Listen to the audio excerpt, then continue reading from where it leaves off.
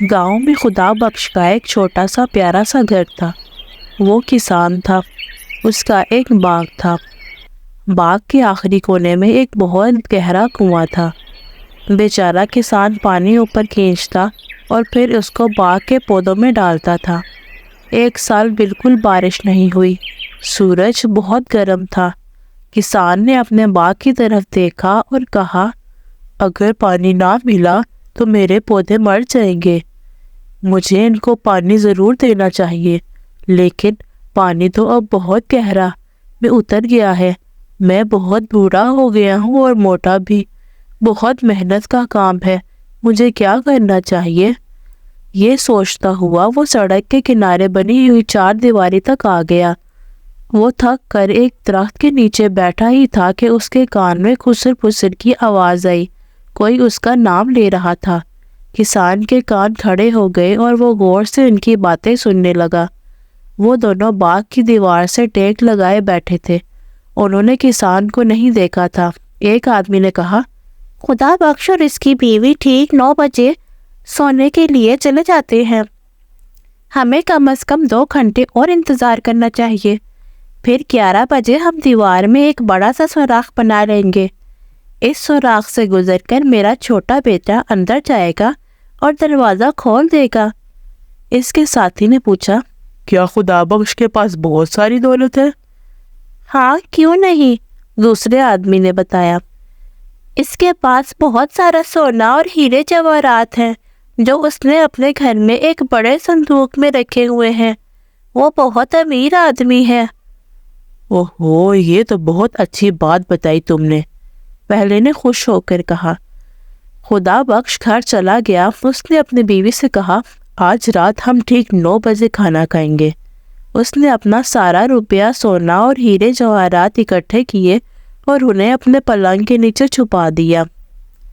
پھر وہ چھوٹے بڑے کچھ پتھر گھر میں لایا اور بیٹھ کر انتظار کرنے لگا۔ ٹھیک 9 بجے اس نے کھڑکی سے باہر جھانکا۔ اس نے دونوں چوروں کو درختوں کے درمیان چھپے ہوئے دیکھ لیا۔ اس کی بیوی نے کہا، کیا کھانا تیار ہے؟ کھانا لاؤں؟ پھر وہ کھانے بیٹھ گئے۔ پہلے چور نے کہا، رات کے 9 تو بج چکے مگر خدا بخش تو ابھی تک جاگ رہا ہے۔ ہمیں ذرا قریب جا کر دیکھنا چاہیے کہ وہ کیا کر رہا ہے۔ چور گھر سے کچھ اور قریب آ گئے۔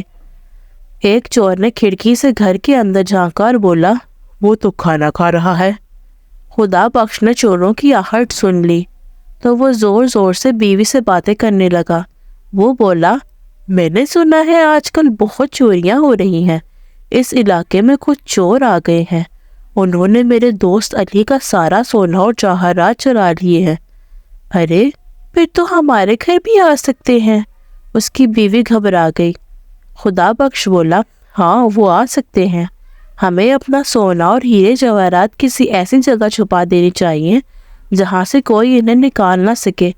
ذرا میرا صندوق تو لانا۔ بیوی صندوق لے آئی۔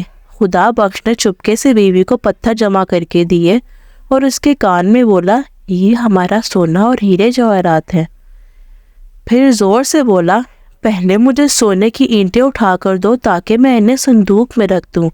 اس نے کچھ پتھر اٹھا کر دیے۔ ان کی پیٹھ کھڑکی کی طرف تھی۔ خدا بخش نے اتنی صفائی اور چلاکی سے انہیں صندوق میں رکھا کہ چور دیکھ ہی نہیں سکے۔ خدا بخش نے کہکا لگایا اور بولا، میں ان کو ایسی جگہ چھپاؤں گا جہاں سے کوئی انہیں نہیں نکال سکے گا۔ میرے ہیرے جواہرات کی تھیلی بھی لاؤ۔ وہ اور پتھر لے آئی۔ یہ میں اب صندوق بند کر رہا ہوں۔ اب ذرا اسے اٹھانے میں میری مدد کرو۔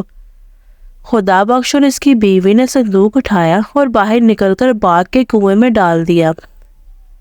سٹراپ کی آواز آئی اور صندوق کنویں کی تہہ میں بیٹھ گیا۔ پھر وہ گھر کے اندر چلے گئے، لالٹینیں بجھائی اور انتظار کرنے لگے۔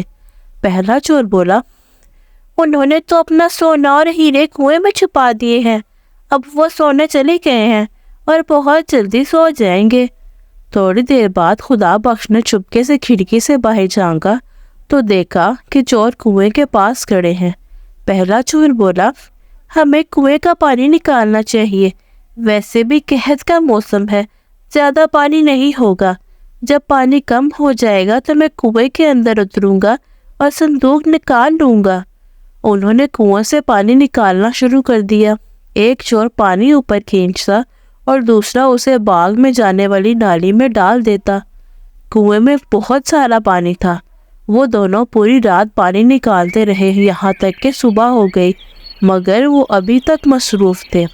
کسان نے کھڑکی کھولی اور چلایا، بہت بہت شکریہ میرے دوستو، تم نے میرے باغ کو سیراب کر دیا۔